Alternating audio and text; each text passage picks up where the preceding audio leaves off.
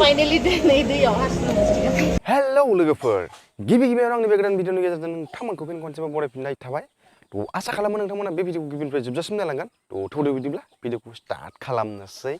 नंगौ साप्रिफोरा सानै साथाम गार्लफ्रेन्ड लायो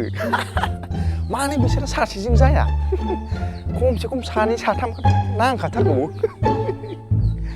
आसलथे बे बाथ्राखौ आं बुङाखै दै जोंहा बे नैबे दाउ मोद्लियासो बुंदों भिडिअखौ नायनानै ला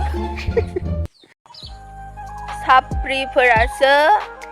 बयफ्रेन्ड सानै साथाम लायो गार्लफ्रेन्ड सानै साथाम लायो मिथिबाय आंथ' लाखाया लाया र' नोंहाबो माथो सानैनोलै आं खोनानाय बायदिबा आमखि अब्ला नोंबो साप्रि नामा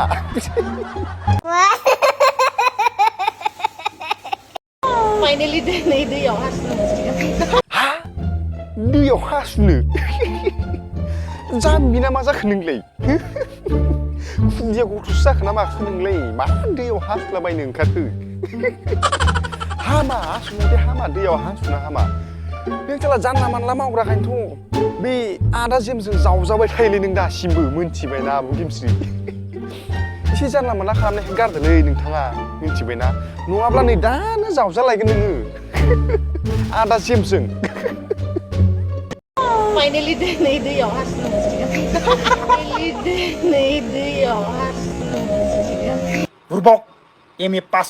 बबे साबजेक्टनि गियान दं नोङो बर' साबजेक्टनि इंलिसनि हिन्दीनि मेथ्सनि लजिकनि बबे मोनसे साबजेक्टनि गियान लादों बे आब' गेमस्रिखौ बेसेबां बुजायबावनोलै आदा जेम्स गावनि जानानैलाय बबे साबजेक्टनि नलेज दं बेनाव आं बेखौनो हमनो हायाखै माबा दैयाव हासुहां दैयाव खिहां बिदि खालामबाय थाबालाय माबोरै जानांगौ जाखोलै जारलालै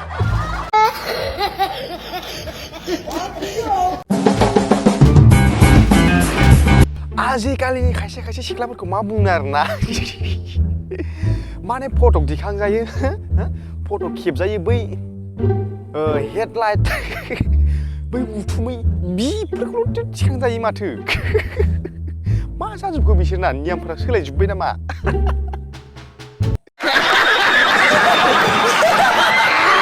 थ' लोगोफोर दिनै भिडिअआ बेखिनियानोमोन जुदि भिडिअखौ नायनानै मोजां मोनदोंब्ला लाइक कमेन्ट शेयार खालामदो लोगोसे साबस्क्राइब खालामदो